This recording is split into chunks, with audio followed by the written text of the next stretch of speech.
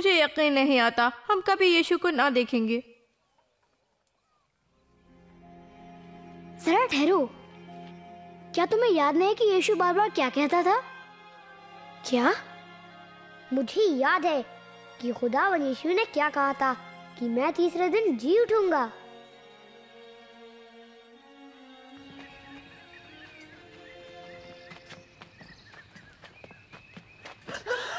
देखो, पत्थर लुढ़का पड़ा है।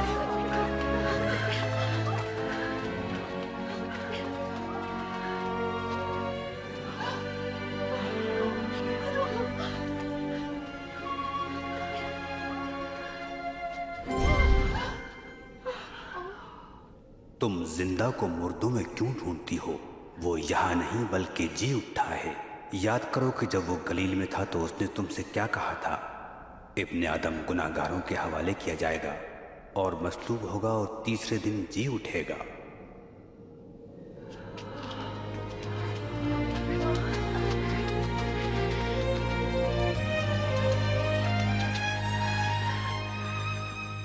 सुनो, पत्थर लुढ़का हुआ था। हम दाखिल हुई और खुदावंद का बदन गायब। गायब? क्या खुदावंद का बदन गायब था? और दो आदमी हम पर जाहिर हुए, फरिश्तों की मानंद, चमकते सफेद लिबास, और हमसे कहा, तुम जिंदों को मुर्दों में क्यों ढूंढती हो? ये सच है। इसका क्या मतलब हो सकता है? ये सच हो सकता है। हमने उन्हें देखा था। आप खुद जाकर देख ले, कब्र खाली थी और खुदाम जा चुके थे। पतरस, हमारा यकीन करो।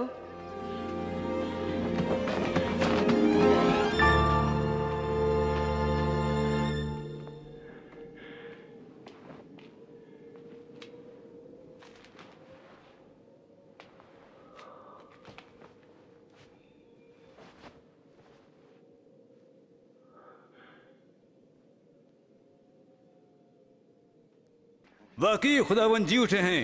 वो शमऊन पर जाहिर हुए थे। हम तो राह में भी उसे पहचान न सके। जब उन्होंने रोटी तोड़ी तब पता चला। अमाउस में उनका वहां जाना अजीब है।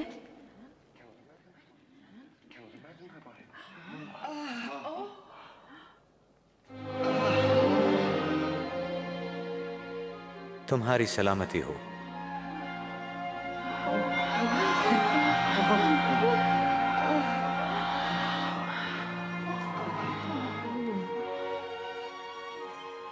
तुम घबरा क्यों रहे हो? तुम्हारे जहन में शक कहां से आ गए? देखो, मेरे पांव और हाथ देखो और जानो कि मैं ही हूं। छू कर देखो तो जान जाओगे। रूह के गोश्त और हड्डी नहीं होती जैसा मुझ में देखते हो। ये मेरी वो बातें हैं जो मैंने तुमसे उस वक्त कही जब मैं तुम्हारे साथ था, कि हर एक बात जो मेरे मुतालिक मूसा के तौरात, नबियों के सहाइफ और ज़बूर में लिखी गई पूरी हो।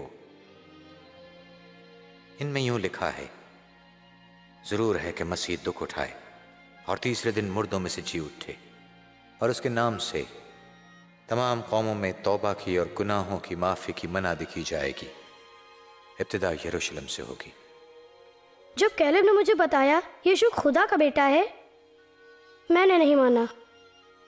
फिर मैंने यीशु को मौजज़े करते देखा और उन्हें खुदा के प्यार के बारे में बताते हुए सुना। मैंने देखा उन्होंने यीशु को कैसे सताया, उन्हें बुरी तरह पीटा और कीले ठोकर क्रूस पर चढ़ाया और मरते हुए देखा।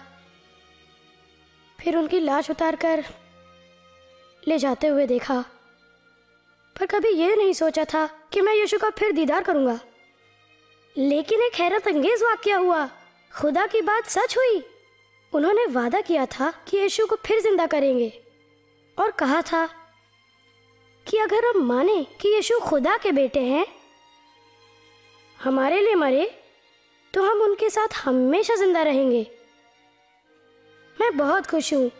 यही तो मैं चाहता था। और वो कितना अजीम वाकया है, और ये सच है। तुमने कैलेब, जोएल, नेथन और बेंजामिन के साथ देखा था और हैरत ज़दा हो गए थे। मसीह सचमुच में कौन है? आपने देखा और सुना कि मैंने कैसे यीशु को खुदा माना। मैंने यीशु को कबूल किया।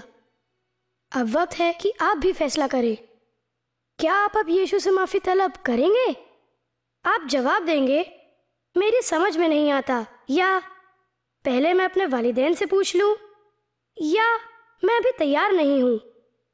या फिर जवाब में कहेंगे, हाँ, मैं यीशु से कहूँगा कि इसी वक्त से मेरे अंदर सकूनत करें। मैं चाहता हूँ कि यीशु मेरे सारे गुनाह माफ़ कर दे और जो कुछ मैंने सोचा या कहा या किया। तुम उससे ये भी कह सकते हो कि तुम हमेशा के लिए उसके साथ रहना चाहते हो। जब भी उससे हाँ कहोगे तो खुदा से अपने अल्फाज में कहना या उससे ऐसे दुआ करना, प्यारे खुदा, मेरा ईमान है कि यीशु तेरा बेटा है। तेरा शुक्र है कि यीशु मेरी खताओं के लिए और जो कुछ मैंने बुरा सोचा या कहा या सुना है सलीब पर मारा गया है। मेहरबानी से मेरे गुनाहों को माफ कर दें। मैं यीशु से इजहार करती हूँ, मेरे साथ हो, बल्कि हमेशा मेरे दिल में रहें। आप जैसा मुझे बनाना चाहते हैं उसमें मदद करें। मेरी दुआ कबूल करने के लिए तेरा शुक्रिया। तुम इसी वक्त ये दुआ करना पसंद करोगे? अगर तुम्हारा जवाब हाँ है तो खुदा से मेरे साथ बोलो। मैं धीरे धीरे दुआ करूंगा, तुम मेरे पीछे पीछे बोलो। प्यारे खुदा, मेरा ईमान है यीशु तेरा बेटा है। तेरा शुक्र है कि यीशु सलीब पर कुर्बान हुआ। मैं अपनी तमाम गलतियों को मानता हूँ कि जो मैंने कहा है या किया है। मेहरबानी से मेरे गुनाहों को माफ कर दें। मैं यीशु से अपने साथ और अपने अंदर रहने की दुआ करता हूँ। मुझे आप अपनी मर्जी के मुताबिक बनने के लिए मदद करें। मेरी दुआ कबूल करने के लिए शुक्रिया। आमीन।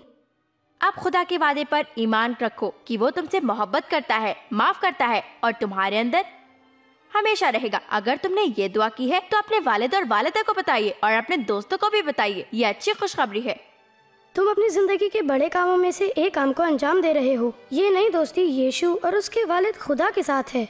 खुदा को समझने और ज्यादा मोहब्बत करने के लिए 4 बातें हैं। रोजाना खुदा का कलाम बाइबल पढ़िए। खुदा ने तुम्हारे लिए सैकड़ों वादे किए हैं। खुदा से कलाम करो। तुम खुदा से किसी भी चीज के लिए किसी जगह किसी वक्त बात कर सकते हो। अपने दोस्त यीशु के बारे में दूसरों को बताएं। उन लोगों के साथ रहने की कोशिश करो जो यीशु को प्यार करते हैं। आपको यीशु की सच्ची कहानी बताने के लिए हमें ये वक्त मिला। अब तुम्हारी बारी है। जाओ अपने दोस्तों को बताओ।